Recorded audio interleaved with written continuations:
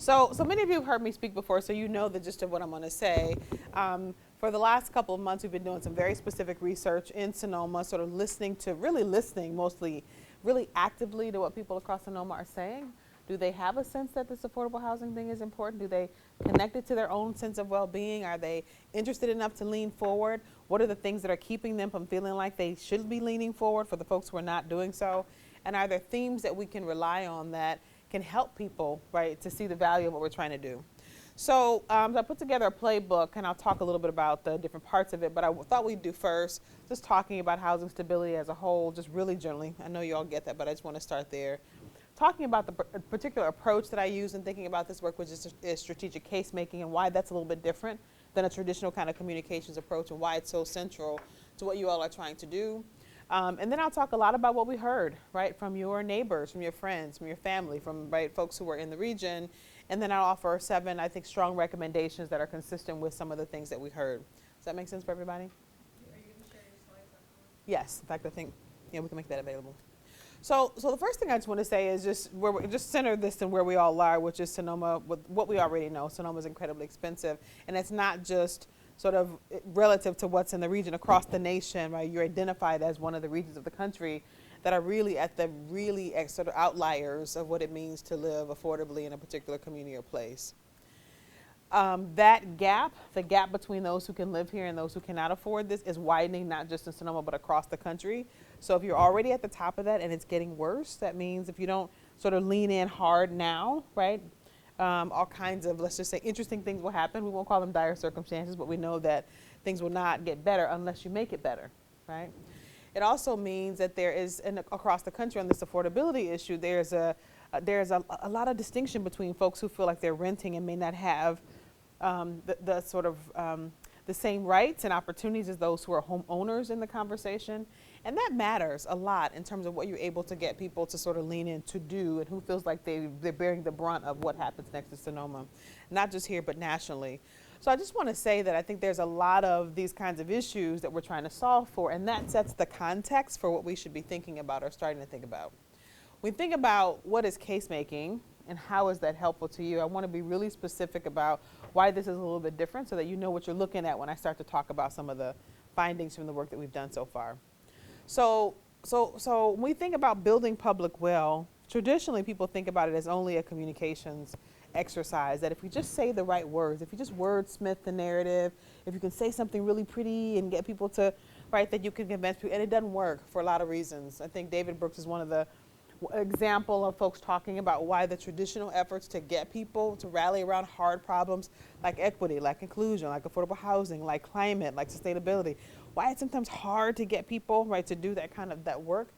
And he talks a lot about this issue of hyper-individualism, like we live in a culture. The culture shifted, right, in a lot of different ways. People are when you mention these big issues that should get people to lean in, they think mostly about their own individual circumstances first. And it's harder to get them to think about the bigger community, right? So you all are here because you care about Sonoma as a community, and you're trying to figure out how to get other people to lean in, not just to making sure their own circumstances are really good, but making sure the community, right, is really good, right, in terms of its well-being. So how you get people there means, because the culture has shifted, you got to do more than give them some pretty words, right? Right? If you know that people are coming at a whole series of issues from a spirit of hyper-individualism, you got to counter that, right, before you do anything else. Otherwise, some of those other words just don't make a difference. So you'll see as we begin to talk about some of these issues of Sonoma, me saying, what's the bigger we that you can get people to lean in because they feel that there's a we here, or how do you build that sense of, right, broader collective, right, responsibility for what's here? If you don't build it first, they won't come, right? So a part of this is about leaning into some of those things that are happening in the culture, not just the sort of words that might make a difference. So a strategic case making is about adaptive problems, right? This is an adaptive problem. The climate is changing. The workforce is changing, right? What's available here in Sonoma is changing rapidly. And case making is sort of saying, this is not a technical problem. We know how to build houses. Y'all know how to build houses, right? They got drywall and nails at Home Depot and Lowe's and any number of, right, hardware stores across the region. You know how to do that. You don't know how to do that? Right? This is not a technical problem you're trying to solve. It's an adaptive one, is that people have to think differently. They have to have a different mindset about, right, how we distribute resources across the region, about what it means to collectively be part of a community where we're making sure that people at all income levels have the right to be here. That's an adaptive problem. You're adapting to a whole series of things that are happening. People are flooding out of the San Francisco and they're coming here, right? That's an adaptive problem you got to solve for. The climate is changing, and what do we do about that in the midst of all this, right? Wildfires may be the new normal. They may not be a one-time occurrence. And how do we ready ourselves to be a resilient community consistently, not just right when we see fires are coming? Those are adaptive problems. And the thing about adaptive problems, and I want to be specific, and especially where it talks about this on the to my right, adaptive problems cannot be solved by any one organization. That's what makes this tricky. If it were just the responsibility of the city planning department to do, they could deal with that, great, but it's not. It takes all of you. It takes the United Way. It takes Burbank Housing. It takes, right, all the other nonprofit housing. Or, right, it takes developers. It takes employers. It takes everybody leaning in. And because it takes that bigger effort, you got to have a bigger public will building effort. You got to build people's sense that they're all kind of leaning in, right, and doing the most that they can to solve this problem. Again, if it were just one problem that just a couple of Kaiser could knock out as an employer, and all you have to do is convince them, that's one kind of problem. That ain't this. So if you need all those folks rowing in the same direction, rowing hard in the same direction, even willing to give up some things, right, that they currently have, that they enjoy, you got to make that case to them about why they should be able to do that. And again, that's going to take just a little more than communications. It takes a broader effort. It takes some organizing on your part. Takes you being sort of aggressive, organizing the champions of the effort, but it requires you to sort of understand what's not working for folks, what they don't get, why they're not sort of in the conversation the way that you'd like them to be. So a part of what I do as part of this work is bring out a lot of the principles that I know make for effective case making. Right? So when I look at their case making, how do you make a strong case to build people's sense of will? There are 10 kind of key principles that come out of good social science about how you do this. What does it take to make people lean forward, right, around some of these issues? So things like, number one, having a strong sense of we and why at the top of a message, where people feel like they belong to something bigger. Belonging is huge. When they feel like they belong to a bigger sense of we and a bigger sense of why this is important. If you don't start there, people don't feel like they're part of that, right? And they think back to their own individual circumstances. Do they win or do they lose, right? And so I'm listening for, I'm going to talk about the focus groups in a second. I'm listening for, is there a kind of organic sense of we? Do y'all have a big enough a narrative about who you are as a community, right, as Sonoma, that we can land this narrative on top of? I'm also listening a lot for the dominant narratives. What are the things that people believe about housing, or what are they struggling with that make them lean out, that make them frustrated, that won't have them embrace a message about a we if you don't counter it in messaging? So I'm going to talk about that. Some of the big narratives that people have that are just, every time you talk about affordable housing, are just pushing people away rather than having them lean forward. And the good part about that is a lot of that, and the most important part about that is some of those things are counterintuitive. Like I'll just say, a lot of you, what would be intuitive would you say, if you want people to embrace affordable housing, then you got to start a message or talk about affordable housing. And I will tell you that counterintuitive, if you start your message there and if you talk a lot about affordable housing, you're going to lose your support for affordable housing, right? So that's very counterintuitive, right? And that's why kind of you need a bigger approach. And I've seen this not just here, but in other places. Where when you have these big messages about affordable housing, they're going, right, people are moving away from these issues, not for them. And it doesn't mean that you see the space and you say, well, we can't talk about these issues. It means you got to find a way to navigate around those to get people to support some of these issues. So I won't go through all those. I just wanted to have you have a sense that there is a structure, that I'm not actually just listening for what people say in the focus groups and writing that down and say, oh yeah, they said they like this, go after this. I'm listening for what's in the conversation. I'm also listening for what's not there. So number 5 here, I'm listening for, do people see systems? This is a bigger systems-wide issue, but do they see systems? Do people talk about systems, or do they just think this is about individual people trying to make their way in Sonoma? If they don't see systems, that's the problem, because what we're trying to do is create systems change here. We got to change the way that we do business in Sonoma to make sure that people have what they need. But if people don't see systems, you got to get them there. So I'm listening for, is that organically in the conversation? When people just naturally start talking about the issue, is it present or not? And if it's not, we got to get it in the conversation because they need to get there. And if it is, great, right? We don't have to spend so much of our energy doing that. We can spend our energy on other parts of the message.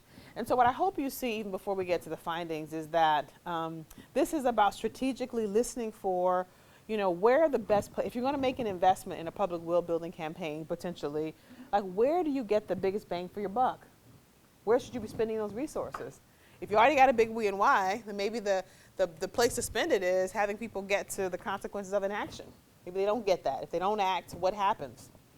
So I want to walk you through what I heard in Sonoma that attends to some of these issues and some of the things that I think offer up some real good directions. Make sense? Hopefully that's a good introduction. Okay. So just so you know, the purpose of this was to really listen, to get into people's minds, kind of just listen for what's there, what's not, as we just talked about before. I'm not going to go through that. But there have been different iterations of this. Some of you were here early on in February. We began this conversation about kind of what it means to build public will. Then we hosted several focus groups. I'm going to talk about the findings from those focus groups, about 75 people across the region. We had 10 participants per focus group. They were chosen because of a whole range. They represented the whole diverse swath of folks across the community. And then we're discussing findings now and sort of developing some of the recommendations together that will move forward.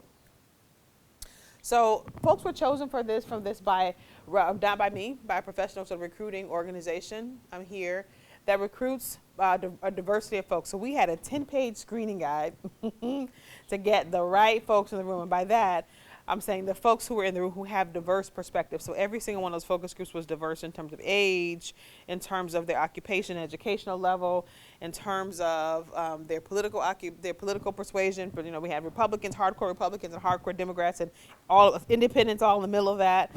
We had folks who were single and families, and right. So in order to get that right mix of kind of really diverse groups, we had to really kind of go after them, like really screen hard to make sure that every single one of those groups really had a diversity of folks. And the reason I would say we wanted that diversity is to make sure, number one, that we had full representation across Sonoma, but also to make sure that, if you're in a room and you start to hear themes that are really useful, but there are people missing from that table, you don't get the full picture, right? Or you may land on something that sounds great to one group, and then you walk that out to another group and they go, what? What are you talking about? So you want to make sure you've got enough diversity in the room so that everybody is represented. So if there is going to be something where people push back, you're going to hear it early on, not when you're rolling something out and you go, whoa, we didn't have them at the table. So that's what you see there. So let's get to some of the findings. What did we hear? And I will say we took video of all of the sessions. And we won't share that video because there are probably many people that I'm sure many people that have seen, and right? So I never want to happen like you all say, hey, I saw you on this video where you were talking about, right? We don't promise when I invite folks to the focus group, we tell them that we're going to be showing the video to other interested folks in the region, but we certainly don't want to put folks on the spot for having said something that they really, right, candidly in a meeting that then gets on Channel 5, on the nightly news or something. So I won't share the video, but I will share some of the insights that came from that. So I will also say when we invite them to the focus group, we don't tell them what it's about. We simply tell them that they've been asked because they're going to be sharing their opinions about things that are happening in the community. And the reason we do that is because the first exercise that we take them through is to really gauge the priority level for housing. So I asked them in the first session, they sit down, they have never met each other, right, they're in the room. And we have an exercise where I asked them, if you could have all the policymakers in the room, the president, always from the president, the White House, the Senate, the federal leadership, you could have all of the state leadership, the governor, the governor's cabinet, you could have all the local folks, the mayor, you got everybody in the room that you could possibly imagine who make some of these broader political decisions. And you said you have to solve 3 things. You said, my top 3 things, y'all need to hear me when I say these are the 3 top things I think we need to solve for. What are those top 3 things? And so each of them writes that down on a sheet of paper, and then they would go around and they each say what they want to say. And usually, in most places where I do this work all across the country. You may get about a third of people say something about housing, maybe. And it'll be a variety of different things: healthcare, education, crime, etc. I can tell you that in every single group that we had, almost every single person said homelessness, and usually affordable housing. Some of them only said homelessness, but almost all of them said homelessness and affordable housing as two of the three top priorities. That's extraordinary. I've never seen that anywhere. And I do this from Covington, Kentucky, all the way out to San Francisco and DC. And I've done this work in many. I've never seen that where there's that much sense of we have to solve this as an issue. I think that's really good news for you in that. Hold on one second. I think that's really good news because it means you don't have to spend your dollars trying to convince people that this is an issue that needs to be solved. In other places, they got to raise people's sense that like this is one of the top priorities, right? That you ought to be working to advance this kind. You don't have to convince anybody about that in Sonoma. They're already there. Now there are some things you got to do that could be helpful, but at least on that front, they got it. There's no mistake about that. Yeah, you had a question? Was it 1, 2, homelessness was number 1? Well, it varied. It varied. Some folks, they would say taxes. You got to do something about taxes, and they would say, but out of usually homelessness before affordable housing. Mm-hmm. Anything else? So again, if we're thinking about what it takes to kind of move the conversation, at least on that first issue, they're already there. So these are called the sort of the backfires, the backpacks, and the bedtime stories. The backfires are the things that push people away from the issue. When you say we need more affordable housing, right? They put their hand up and go, mm-mm. Or backpacks are the small things they want. They don't want to do large system scale work. They want to do little small things. Or bedtime stories are things when they say, well, Sonoma used to be this place where, right, back in the day when I first moved here, Sonoma was, which is great, except for Sonoma's very different today. So I want to hear, so I'm listening for, what are the backfires? What are those backpacks and what are those bedtime stories?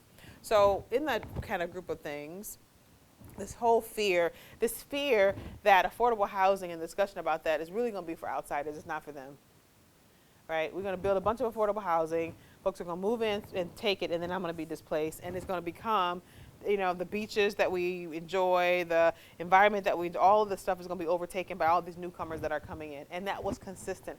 And people talked about that at great length, I will say with great passion. Let's just call it that.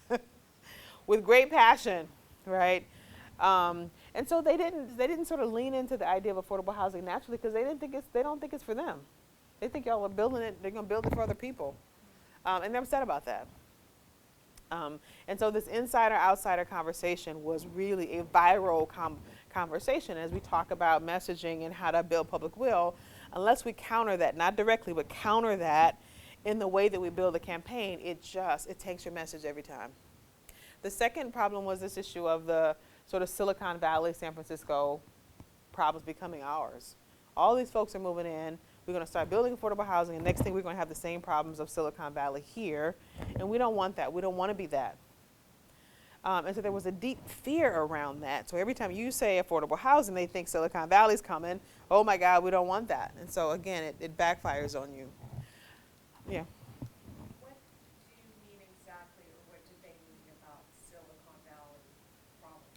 That all the problems of having tech workers who have high incomes moving in, taking homes, displacing people who don't make very much money, and now there's no housing for people who need and want to work in Sonoma. Okay, so displaced.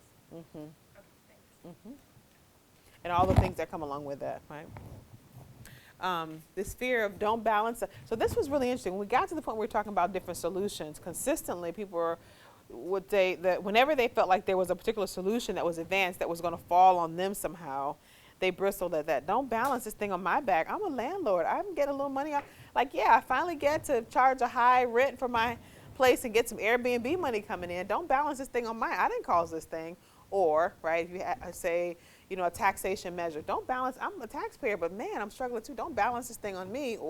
And so every time we get to a solution, whoever thought they were going to be disadvantaged by that solution said, hey man, don't do that. Don't balance this on me. So, one of the recommendations that you're going to see us talking about is presenting a full body solution, saying all of us have to lean in. And so there are a whole set of things, right, that need to be, that we're going to be working toward. That means everybody gets to contribute, right, to what the solution. If you don't do that, then people feel like you're picking on them. Why am I the one who's has to balance this thing on my back? What? Right? The other thing was catastrophe. So this was an interesting one.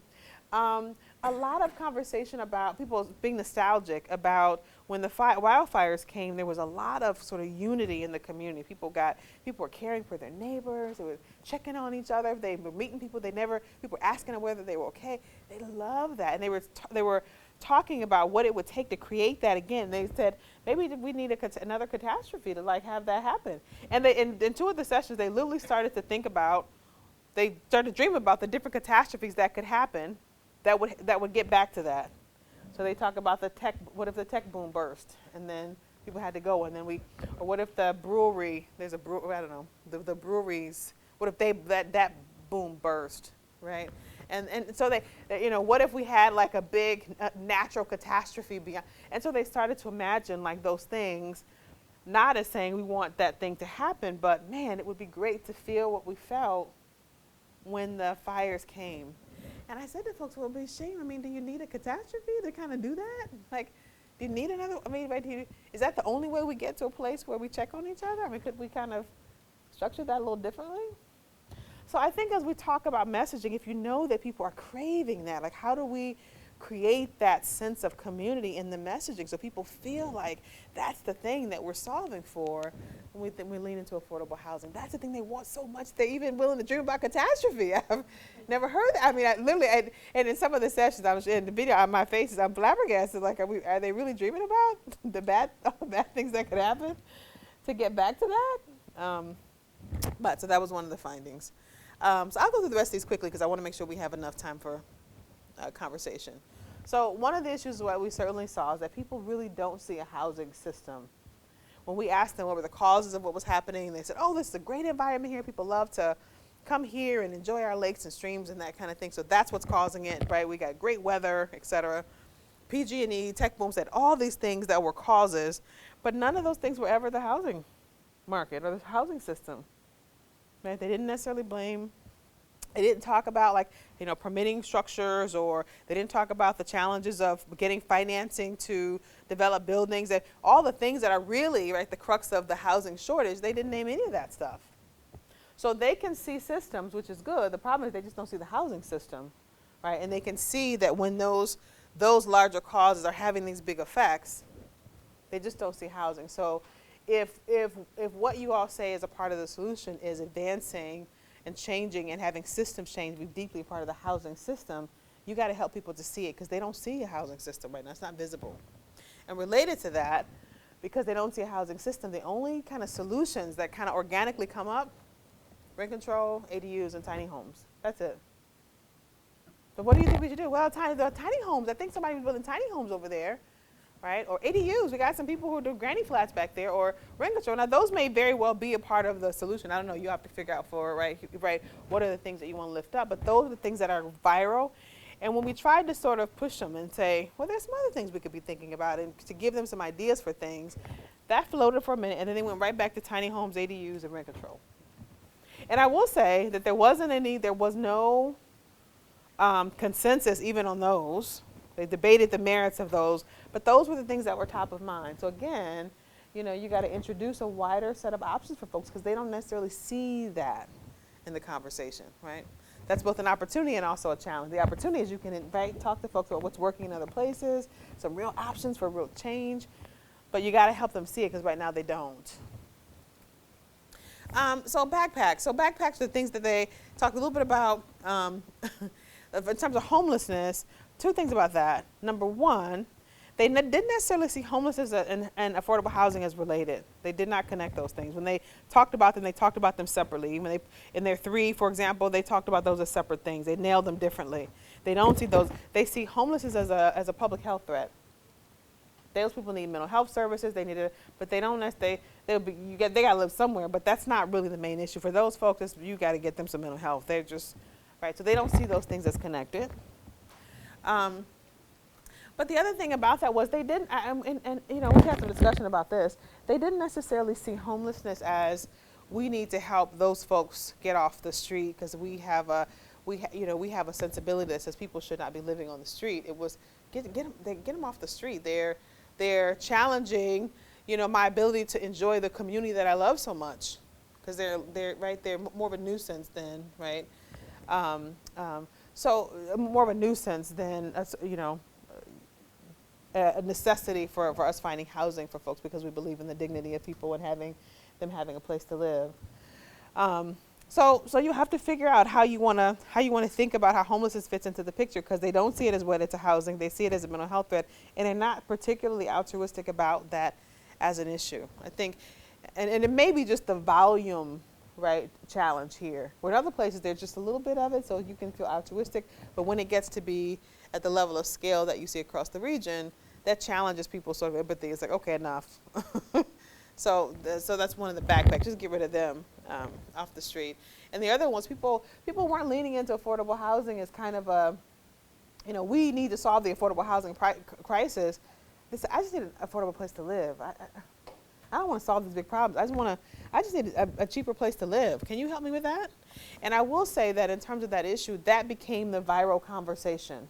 So people are having a lot of conversation about affordable housing, and a lot of that's landing on this issue of just like, where can I find a decent place to live that's cheap, right? Or I'm struggling, and that becomes a viral conversation. The problem is it doesn't lead anywhere. They're not saying, well, how can we together lean in and fix it? They're just saying, oh my God, it's awful. Let me tell you what I'm paying. Oh, I call it the sort of how bad is it conversation. How bad is it? Oh, it's bad. Let me tell you how much I'm paying. And they literally go through, and several of the folks groups, they went through this whole cycle where they were each comparing notes about, oh yeah, let me tell you what I'm paying. Oh, this friend of mine is paying. Oh yeah, and they were so viral, but it was very unproductive. It didn't lead anywhere, right? So that's why the recommendation, if you start talking about housing affordability, it triggers that conversation, and it doesn't go anywhere, right? So you're going to want to lead people away from that. So there are 7 key, I think, real strong, what I call opportunities here for changing the discourse locally. And I'm going to go through them just really briefly, one by one, and then open up for questions. So the first one is, I think, opportunities is when we ask people what they love. So once I listened to them complain about all the things that are wrong with Sonoma, I asked them, I said, so, you know, you guys can live any place in the world. You don't need to stay here. Like where, you could be on a, you know, put your stuff in a U-Haul, you could be out of here by the weekend, man.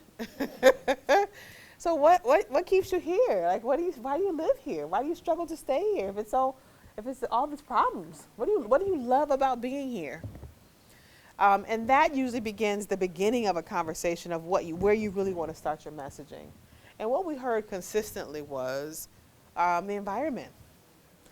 And it was interesting about that across the income spectrum, whether the folks who were low income or middle class or high income, the number one thing, we love it here. Oh my God, the weather, the lakes, the streams, the valleys, the hiking, the that. I mean, all talking about that. And even from an equity standpoint, one of the folks in the, I think the third folks was just talking about whether, you know, you don't have to have any money to enjoy the environment here.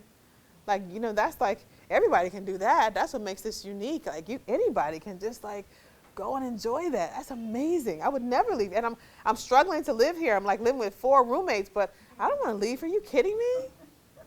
Right? I want to. So you've got this sort of conversation that's really strong across all these groups, talking about what it means, just the beauty of the environment and the use of the space, and why that's so powerful. You should use that, right? Use that as the beginning of the conversation that's the thing that people don't want to lose. They talked a lot about the health of the community, that with so many neighbors leaving and so much transience and people not knowing who's coming, who's going, that they felt the health, they're losing the sense of a whole community, and they don't want to lose it, right? So at the top of that message, you got to talk about, and I think, I don't know which one of you said it over here, we're talking about the health of the community. I can't remember, yeah. That is really galvanized. Consistently, people are talking about that, right? Even for that one, unprimed, the community is important, the health of the community, right? So there's some recommendations I have in here about lifting that up because it's huge. And in the session, I also asked people about, you know, what's the legacy? If we solve this issue, what would you tell your grandchildren? And people got really excited about that. what I want to be able to tell my grandkids, and they start imagining like what that would look like, and the excitement of that, the legacy that they want to leave for the next generation of folks who live here was really important. So in terms of values, at the top of that frame, when we have to figure out creatively how to do it, you got to get in this sort of stewardship of the environment that we love that here. This is the thing that we come here and we really struggle to maintain it, right? The ability to, and how that helps us to create community and keep community with other folks who love what we have here. And we want to leave that legacy for folks for the next generation of folks who live here. But the turn is, we won't be able to do that unless we address this issue right now of what's happening with our homes, right? So that's the beginning of that conversation. And I have some examples, but I won't, I'll leave this with you so you all have some example language. And the language that you'll see in the playbook is not plug and play language. So don't go and pick it up and like say, oh, this is our new thing. It's just meant to give you a sense of if you were trying to get this notion of environmental stewardship and community health and what that could look like. What would some of the words sort of look like? So the second one is you got to reframe this conversation away from where it is. If you don't, it just goes down in the tubes. Whoa, very quickly. So I know this is going to be hard, and I said this to a group earlier this morning, because most of you are coming here because of the affordability issue. If you start there, it triggers this longer conversation that is very unproductive. So less conversation about housing affordability as the major thing that's animating your work, and more conversation about community health, about really ensuring kind of, protecting Sonoma's sense of community, right? Our sense that we could enjoy our neighbors and our friends, that sense that that people feel, that's the thing that people feel emotionally connected to, right? Not this conversation about or housing affordability. So I know we're gonna have some questions about that, but we'll come back to it. Less conversation about homelessness as this problem that cannot be solved. So to the extent that you all want to lift up this issue of homelessness as a part of it, less about, oh my gosh, so many people who are on the street and more about the fact that, hey, wait a minute, this is solvable. There are regions all across the country who are solving this issue. Now it's time for Sonoma to join, right, the growing list of cities who've knocked this out. They figured this out. This is not rocket science. We can do this. That sense of, to counter the cynicism that we're never going to be able to solve this and it's too big and it's growing is really important. If you're going to attach homelessness to affordable housing, and you have to decide that, that's the way to begin to do it, to counter some of the cynicism around it. So this is a big one. A lot of the conversation about why we need to address affordable housing is to avoid wide-scale disaster. Oh my God, if we don't solve the affordable housing problem, it's gonna da-da-da-da-da-da-da-da. But there's almost nothing about like, what if we solve this, the opportunity of that. Wow, wouldn't it be amazing if we were able to do this and we got a sense of community back and we're able to sort of see our neighbors thrive and our children are like that vision of what it would look like as wide scale opportunity versus, oh my God, if we don't.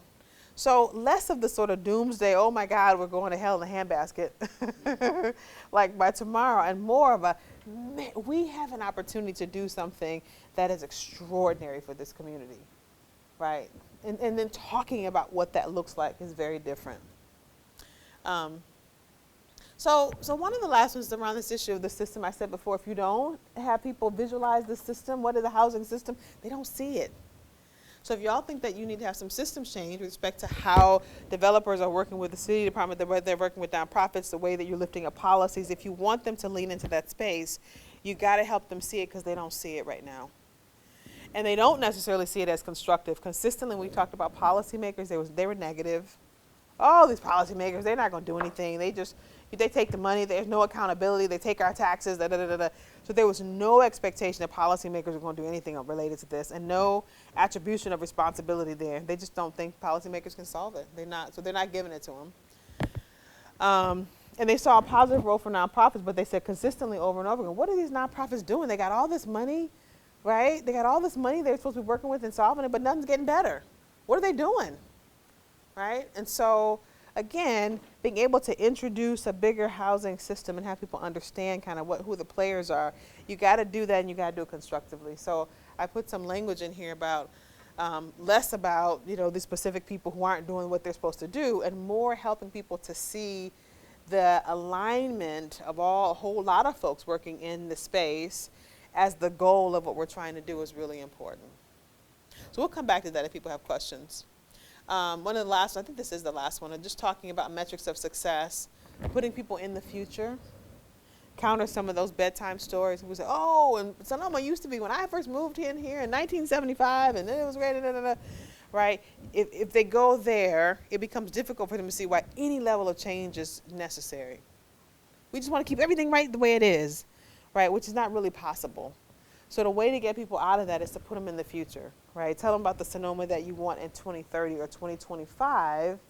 Like, envision with us what that looks like, wide-scale opportunities happening, and then walk them back. Okay, so what do we need to do to get there?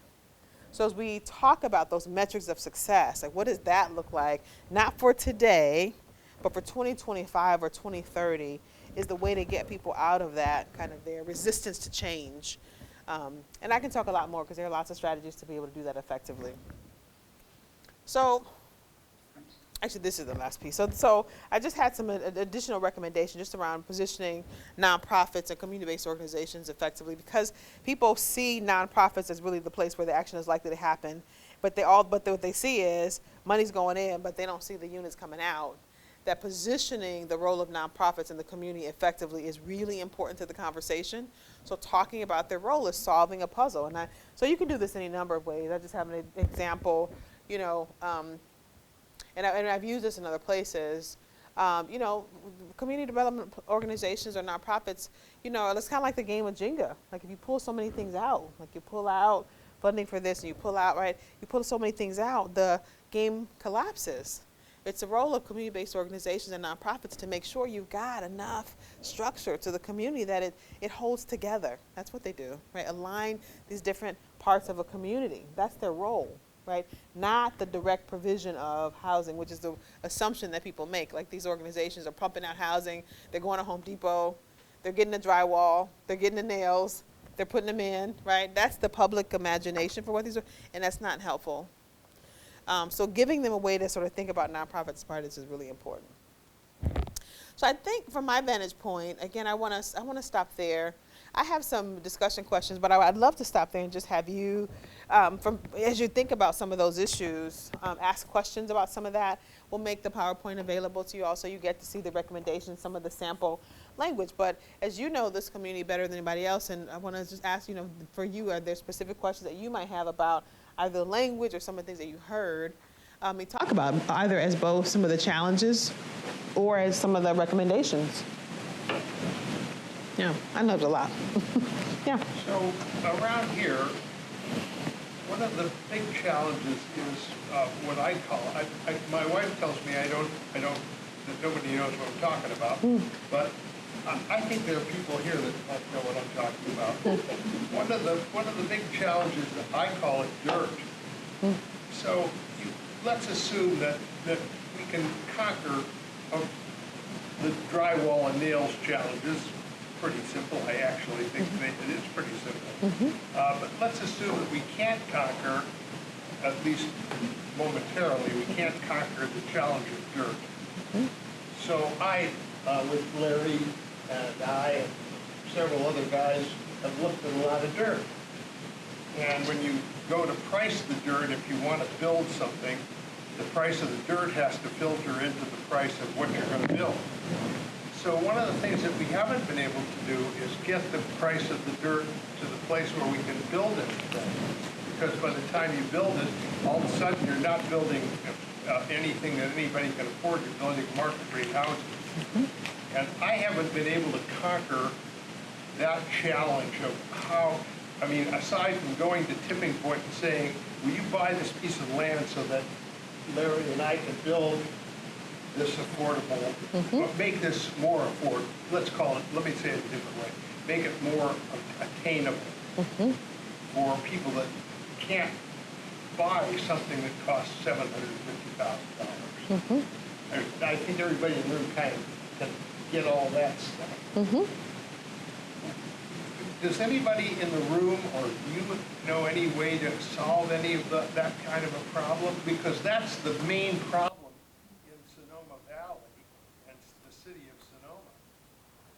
So what I would say about that is, so yes, there are a number of policy solutions for addressing that, right? Just thinking about folks who might actually buy the land, through land acquisition or right at up front. I mean, so there are a number of ways to address that. I think the issue for us in this room is some of the ways that we might address that may require some additional public subsidy or public financing, some support around some of those issues, and you're unlikely to get that from a public that doesn't understand the dynamic you're talking about.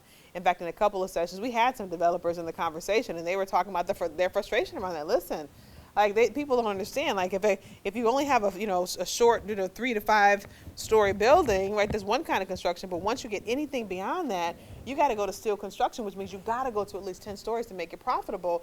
And so when I propose a 10-story building, everybody goes, you crazy? But you don't understand like the constraints that I'm working with, trying to navigate around just so I can build in this community. And I would say, you're right. The community that we're talking about, they don't understand that, and so they can't be good partners to support you on that unless you can get them there. So if you look around this community and you see that there's a really big need for acquisition loans or something up front, right? Some of that, even some pre-development funds potentially, and you need. We used to have redevelopment. Right. I mean, we used to have, it was a far different deal. Sorry, I didn't mean to No, interrupt. no, no. So the challenge is how do we get enough of the public to understand that that's a clear need for any level of new construction or building in this community. It means we got to educate them a little bit. And I will say that you won't get the result that you want if you think you're going to go around and say, well, let me tell you about construction 101, right? So we have to think creatively about how you get people to see some of these issues and to be partners with you on that. And I think as we talk about, there's sort of two versions of, I think, a campaign we could think about. The first version is opening people up to just a general idea of affordable housing and making them more positively predisposed to it.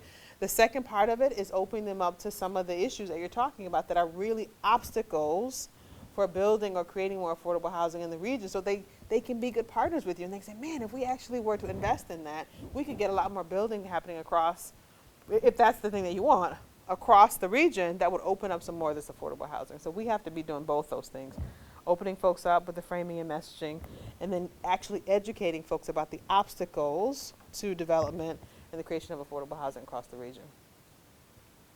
Great. Good question. Yeah. So you have some very interesting suggestions on messaging.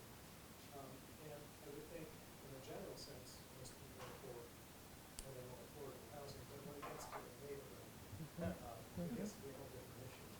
So I'm wondering what observations you might have about messaging regarding affordable housing, apartment buildings, condominiums, so on, which are adjacent or near neighborhood groups and neighborhoods. Yeah, and so we had in quite a few groups, we had this sort of not in my backyard sort of conversations or NIMBY kind of conversations come up quite frequently. And people are mentioning very specific projects that have either been proposed recently and got shut down, or projects that were in the public space right now that were in danger. They were teetering because they were trying to, they needed public support and they didn't know if they were going to have it. So I think your sort of inclination to ask about that is really important, because getting that sort of broader public sense of to yes is an important thing. So I wouldn't say that the strategies that I talked about today are sort of project specific to getting, but I think they're about sort of raising the consciousness of the entire community so there's less opposition when you do want to get more of those projects built. And I think over time what I've seen in other places happen is when you start to build like this broader public sense of like moving in this direction, there is an incredible, I would say, inclination for folks to be, to sort of be in the herd mentality. If they feel like the conversation moving that way, they're less likely to step forward and oppose if they feel like all their other neighbors are kind of moving in that direction and supporting things. And there, there's a whole sort of social psychology around sort of talking about, folks sort of leaning in when they see other people lean in. So the organizing effort around the campaign has to be to get important spokespersons in your communities to lean in first, and then other folks will follow, right? Or at least dampen the voices of those who would come out and say no. Yeah. Other questions? Thoughts about this? Did anybody talk about climate and the impacts of development and climate emissions, vehicle miles traveled? Yeah, we had that in two places. We had people were talking about that in terms of the negative consequences of it, or the consequences of inaction. If we don't do something about this, people are going to have to travel further and further, live further away, and travel in, and that's going to create more um, emissions, right? That are going to, be more damaging to the environment. So they talked about it in that terms. But there also were a couple of the groups, I would say at least two, where they broke out in this conversation about just green affordable housing. Like, it's not just a matter of building it, we got to build it with some attention to green. And then there actually was an argument, the second one that broke out around that. Like, listen, we can't do everything. Now you want us to build, now then you want to do green, then you want to, and they broke out in a fight. Well, you can't, it's silly to build it and not build to these kind of standards. And then a whole nother fight broke out about CEQA and, right? So I will say that there were those conversations, but they were not the center of the conversations. They tended to be sort of marginalized conversations. When that came up, there may have been one or two people in the room who knew a little bit about it, and they would animate the conversation. So people are not necessarily thinking about climate change writ large or sort of green affordable housing as a part of the as central to it. It's more a consequence of inaction, or for folks who know enough about environmental regulations to know that there is this conversation about green. So it was interesting. Their conversation, but to follow up on your question, their conversation was more about the sort of general love of the environment around them, right? Having, all talked about clean air, being able to breathe clean air, and the value of that, which again is interesting. I think there are a few places where those two things happen. The affordable housing conversation happened in common with that kind of conversation. So that they were naturally seeing the connections there was really important. Yeah. The one disconnect I'm picking up at this point between what we've been hearing in the last 6 to 12 months in Sonoma Valley and your presentation has to do with employee housing. The ability to bring in and have happy employees is precluded by the high price of housing here in Sonoma Valley, yet I'm not picking that up. Were you hearing that in your focus group? Not at all. That's the dominant theme we're getting in Sonoma Valley about employees who are chugging in from far afield, or you just can't get people to work. Or we're at the Sonoma Ecology Center, we have a job open. Nowhere near can we pay what they would demand to come in and try to live there. If we're 50 to 80K a year off between what we can pay pushing up and what they're going to need to come in with those skills given our housing prices. And that seems to be a dominant theme that I'm not hearing from your interesting focus group. Yeah, and I would say that did not come up. So there were a few stray, sort of errant, kind of mentions on that front. A couple folks talked about Kaiser, and Kaiser will probably put some resources in to make sure they have housing for their people. There was some conversation about people, certainly having people having to travel from faraway distances to get the jobs here and that kind of thing. But there really wasn't a strong kind of undercurrent of employers having, let me say, there was a conversation about employers not being able to find the employees that they need for jobs, but there wasn't a conversation about what those employers' responsibility would be to build affordable housing or be part of a broader coalition to support affordable housing. And I would say overall that wasn't kind of a really big part of it, the conversation overall. But it is an important one. And it right? may be that because Sonoma Valley is further south, closer to 37, closer to the commute routes than would be true for Petaluma too, but not for Santa Rosa, Healdsburg, further out. That we're getting that impact in Sonoma Valley more from the broader North Bay area. But it's certainly the driving force that we're struggling with. Right, and I think when you're thinking about a focus group, those are people who live here, right? And so maybe there, it's not top of mind for them, it's top of mind for employers who are trying to recruit people to come here. And that might be that's the reason it's not percolating in this setting.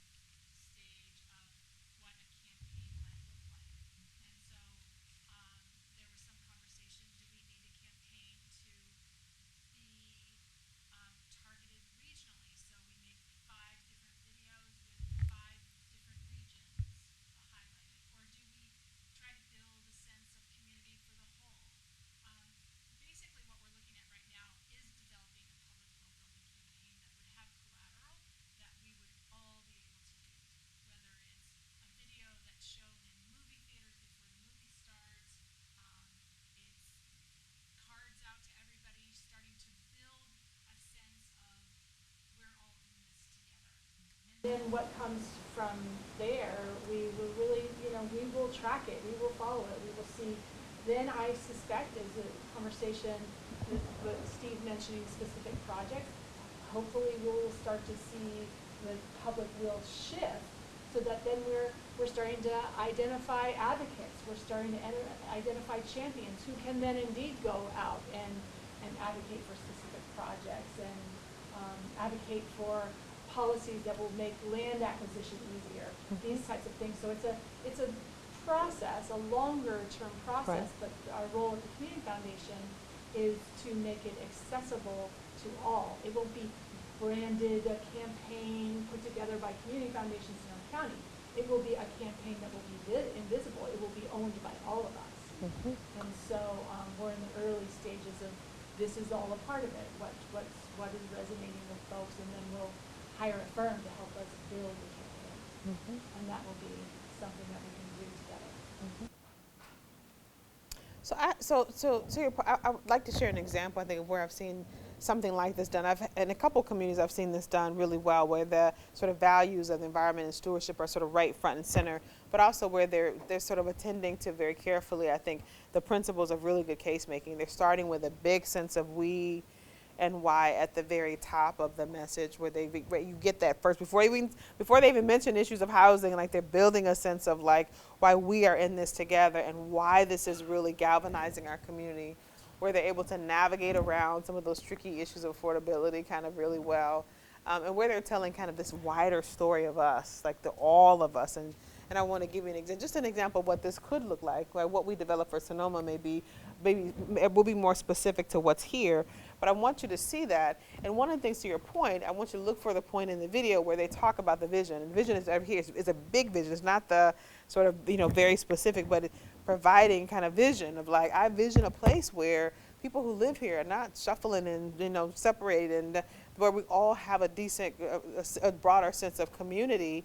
And in the video, the quote comes from the Chamber of Commerce, of all places, right? They're talking about, from a business standpoint, why we are visioning together with community around that. So again, it's just one example of many, but I think it may help to sort of put the pieces together of what this potentially could look like for us. Right? I'll share that. And it's Nantucket. Anybody ever been to Nantucket?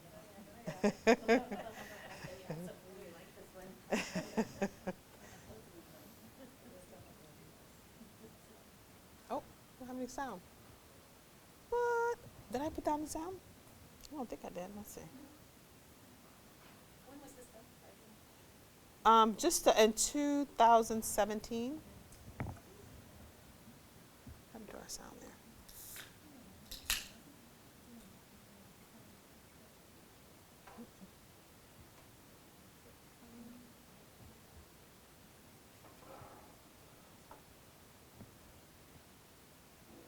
There you go. Doesn't matter. There you go. There you go. Are you afraid to make it full screen? What happened last time? Let's try it. There we go. There you go.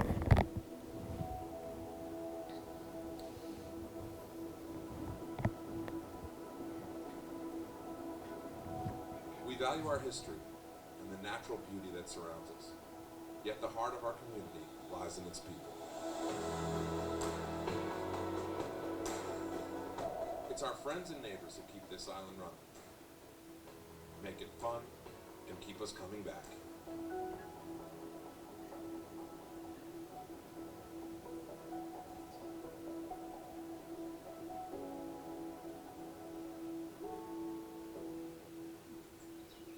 Nantucket has changed since I roamed these halls. Did you know there's now more than 17,000 people living on Nantucket year-round? That's around 1,700 students that need an education, and about 250 educators and support personnel for all those students to teach them things like math and manners. But do we have enough stable and affordable housing for all those students and teachers? 24 hours a day, 7 days a week, our hospital provides critical health care for thousands within the Nantucket community, a community that supports local businesses. Like these people who have to deal with you before you've had your morning coffee. Ugh. Businesses who employ and serve both seasonal and year-round residents.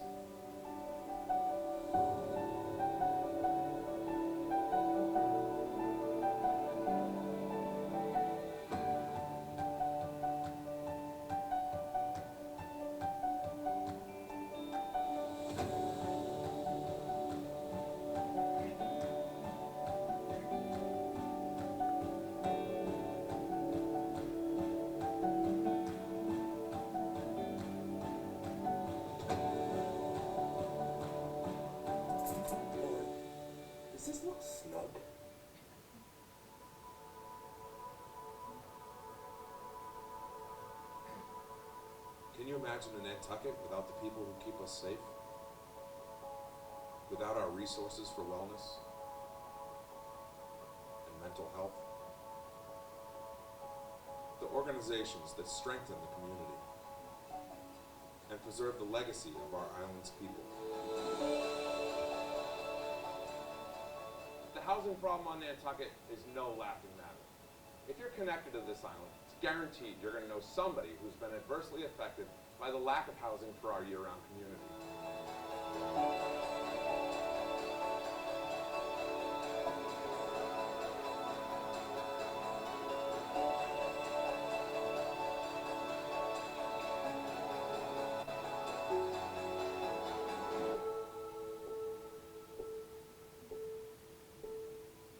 These are the people that make Nantucket what it is, and they struggle to find, afford, and hold on to suitable year-round housing. The solution isn't easy, but there is one. We've done a great job at conserving our open space and our history. Now let's put that energy into preserving our greatest asset, our people.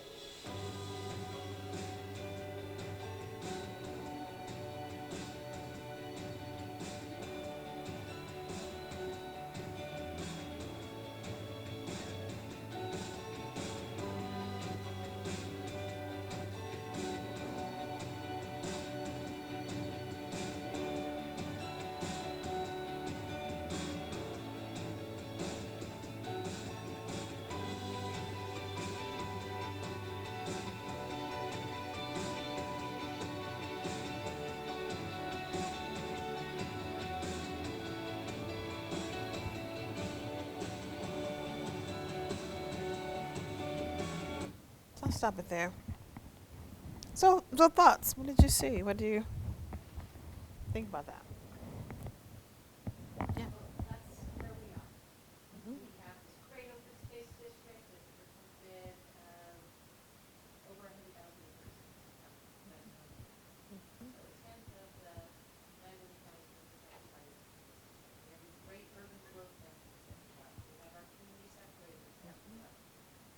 All of those have contributed to placing people, valuable community members out of the market. So that message would resonate, I think, in this community. I'm not exactly sure where you can play it since we've got a million channels now. In Sacramento, they're wrapping their light rail in YIMBY messaging. But we need, just a media campaign. And Karen, when you say that we're in the exploratory stages, that's great and exciting. But I'm wondering if the county has some stuff? Well, we're gonna move as quickly as we can now that we've got the playbook. We'll be doing an RFP to try to find a firm that would help us build the campaign. I think that's what it's going to take because we have all been to enough public meetings where to understand that policymakers, or the people that will show up, and some of the policymakers are generally opposed to whatever the topic of consideration is. Supporters don't show up, and it takes a lot of effort. So we really need to change the ethic, I think, overall in the community. And I'm curious to know what your demographics are like for your focus group. Were they primarily owners or renters or both? Split, mix. And We went at both. age demographics.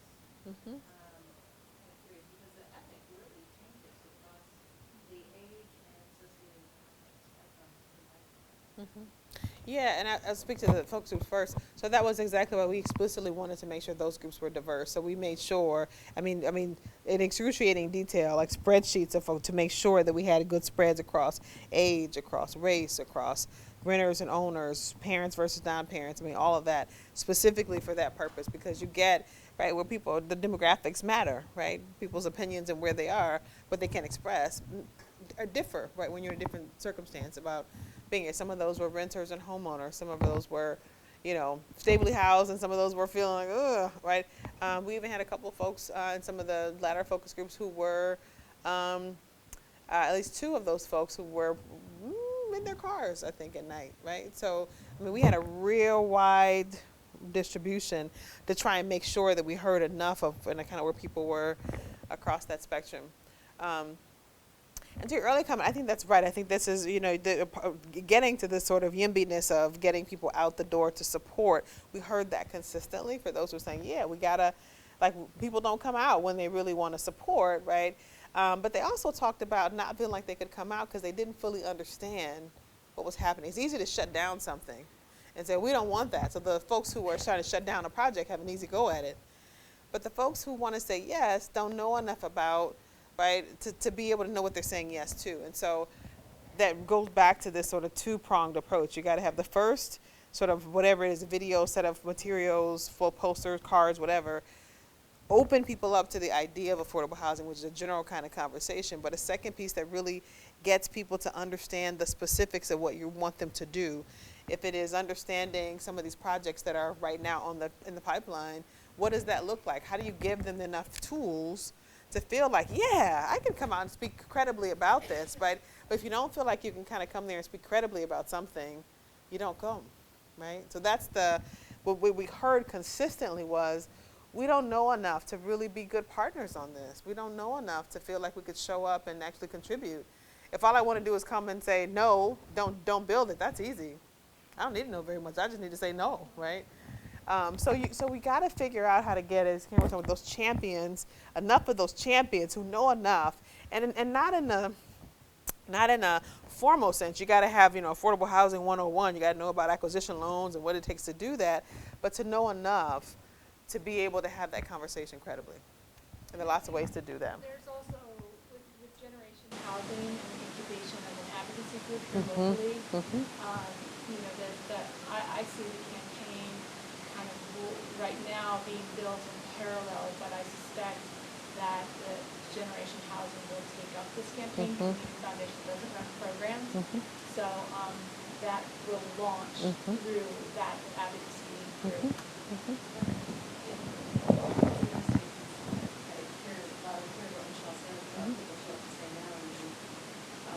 We have three opportunities in this community right now to talk about what we want in the future for the collective and in 20 years. One is the downtown specific plan for Santa Rosa, which is such an important opportunity for housing. Another is the Springs plan in the Sonoma Valley, another really important opportunity for housing, and the local coastal plan update where there's almost complete dearth of affordable housing. So if we can educate people to, and sometimes you can't show up at work or whatever, but, send an email and say, this is important, show up, that's great, that's really important, but your voice can still be heard. If you're more comfortable sending an email, how can you get the message to people that here's three opportunities right now to shape our future, to talk about affordable housing, and here are ways that you can participate and support housing in these three areas.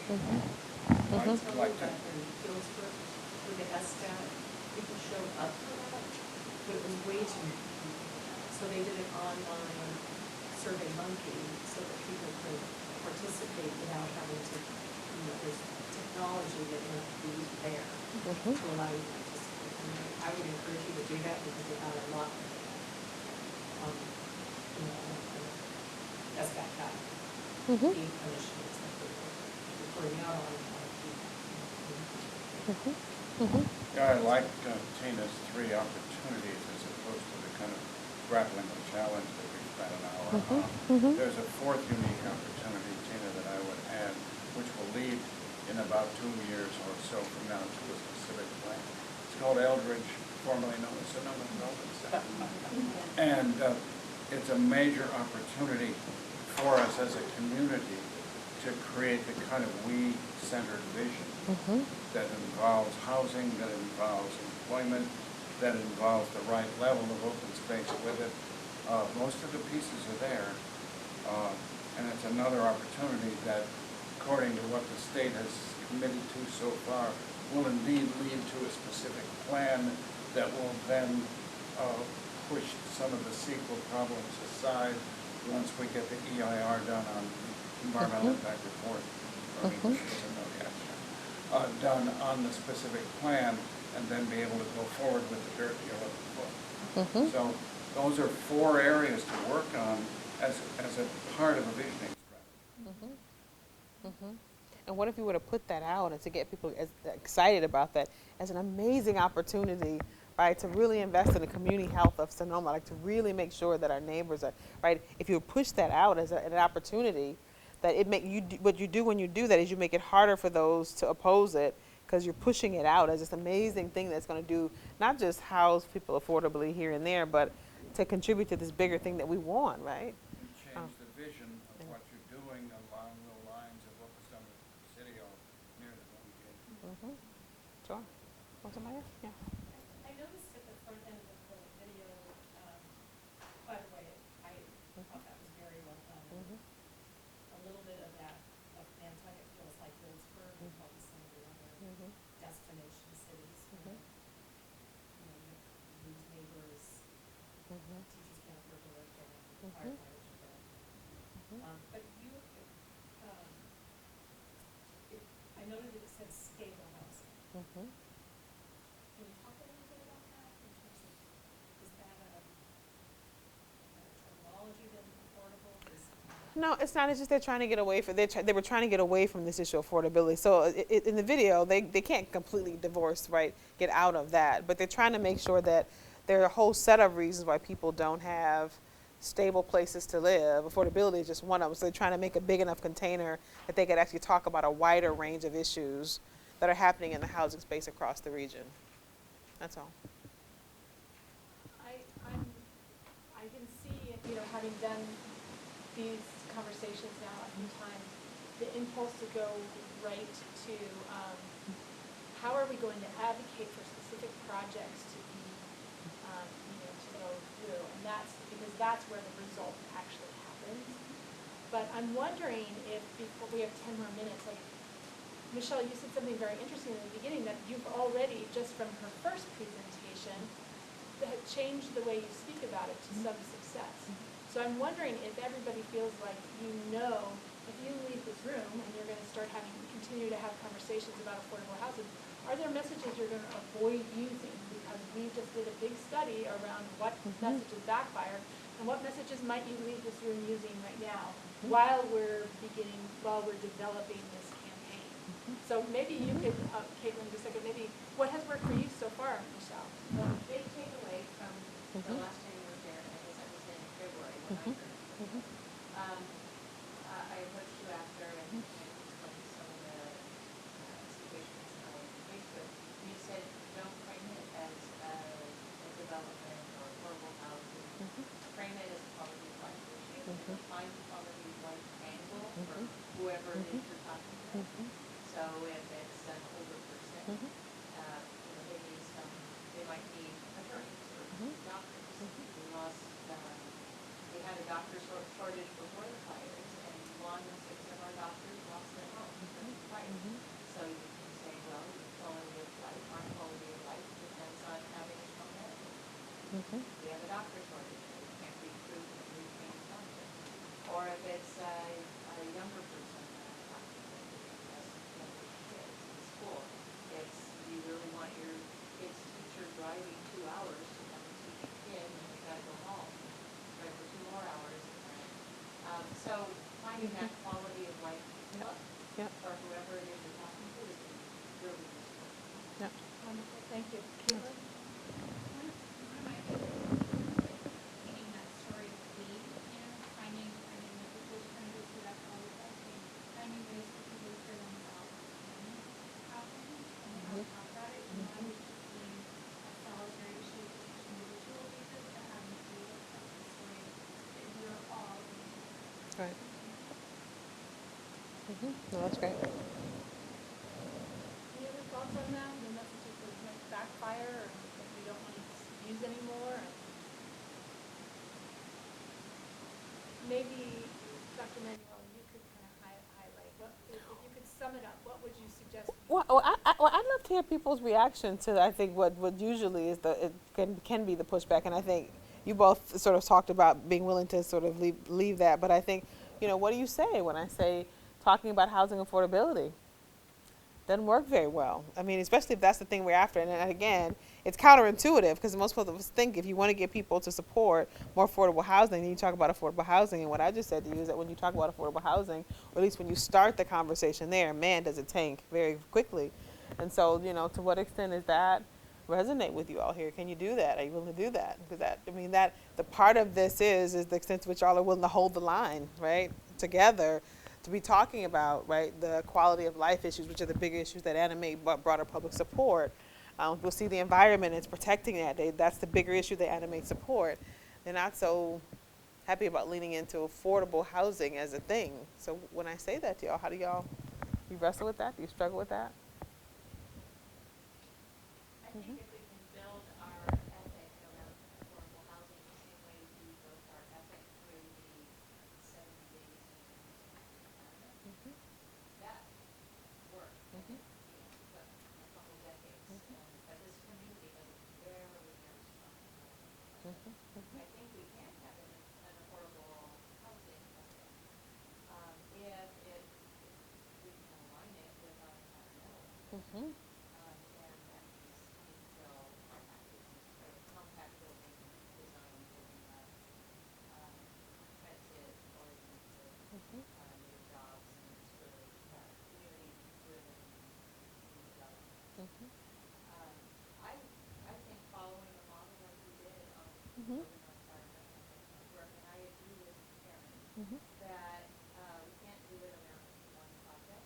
It's got to be everything. So if we do it right, the messaging is right, and change the narrative appropriately, it would be too embarrassing to stand up in a public meeting Right. and have people Right. say, I want affordable housing in my context. Right. That's right. Let's get there.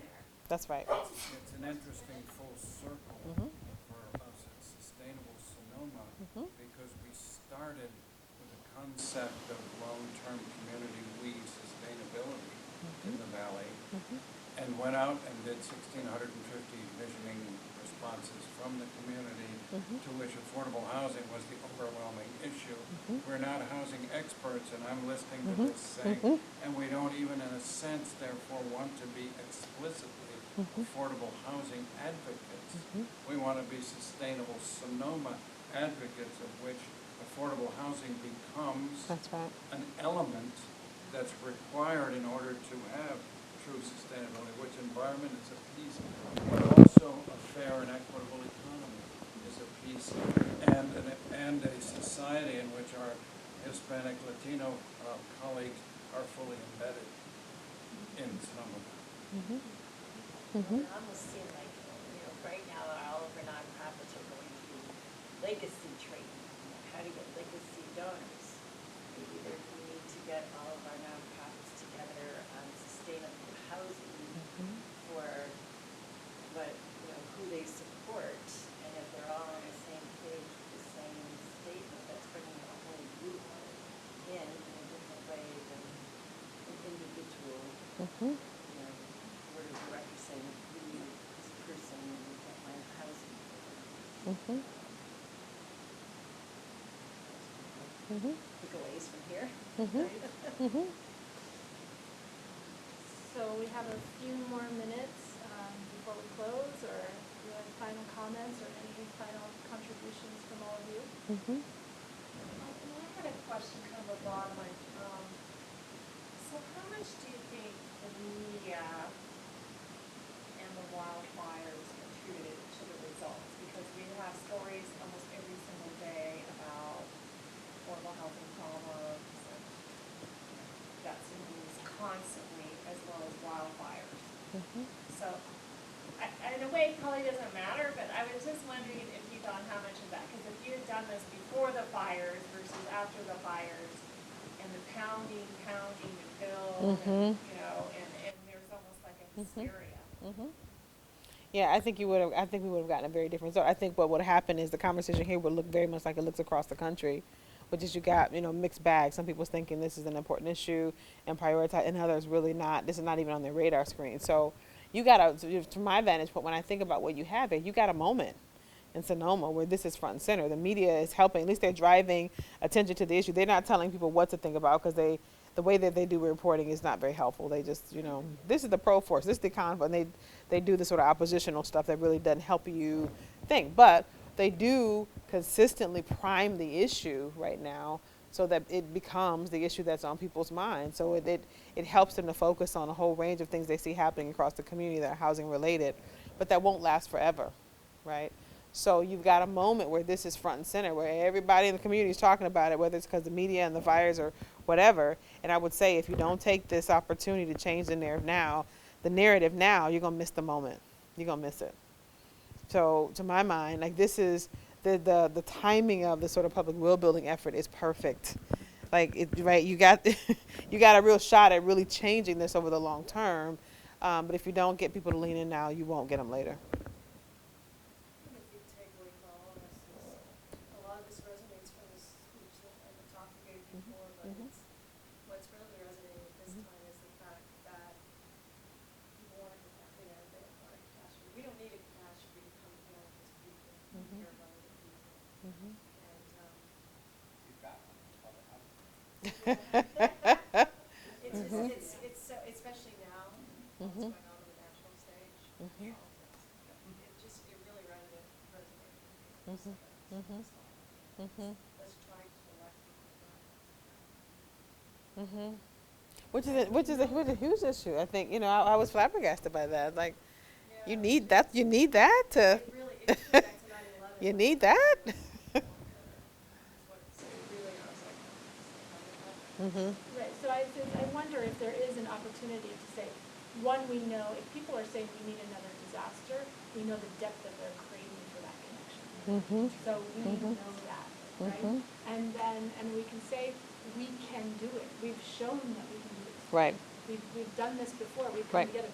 We actually don't need a disaster in order to do that. And Yep. that's where I think there's some asset that we can build on there, is that we have had an experience of being together as a community in a way that many communities don't get to have that experience. Right. And so I think there's something to really build on there to say, let's do this without Right. a disaster. And that I think is part of You what got you're it. saying, is that now is the time. You got it. And there's only so long that message is going to work, right? So the importance of doing that now, the timing of that is really important. Thank you so much. Great. For your contributions. Thank you. For your Thank you. thoughts. Thank Good. you, Dr. Manuel. Thank you. Thank you. We will absolutely keep you informed, and I invite you, these are the kinds of this is the type of work that it will stay with you as you leave here. You will think of things. Please keep us informed. If you have something that really strikes you 2 days from now or a week from now, send me an email. This is all part of that exploratory phase, is learning together so that we can do this as best as we possibly can. Thank you. Great. And take a Great. sandwich as you leave if you've got time. are you still starting? No.